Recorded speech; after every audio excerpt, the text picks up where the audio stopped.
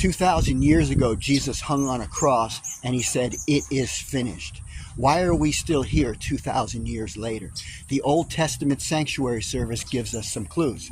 Because when the sinner brought an innocent victim to be sacrificed and slit the throat of that innocent victim, the sinner could walk away completely forgiven, but the priest still had work to do.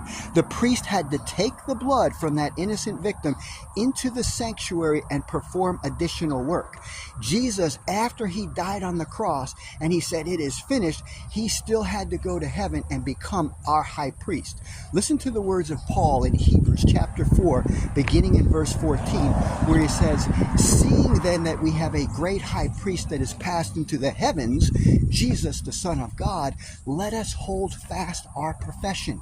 Verse 15, "For we have not an high priest, which cannot be touched with the feeling of our infirmities, but was in all points tempted like as we are, yet without sin." And verse 16 is fantastic. Hebrews 4 verse 16 says, "Let us therefore come boldly unto the throne of grace, that we may obtain mercy and find grace to help in time of need." So Jesus, after he was the victim and the lamb slain from the foundation of the world, he had to go into heaven to continue the work of the atonement in heaven, because the sinner went away forgiven, but Jesus had to take that blood into the sanctuary. Listen to Hebrews chapter 8 and verses 1 and 2. This is Paul speaking now. He's going to summarize what he's talked about in the first 7 chapters.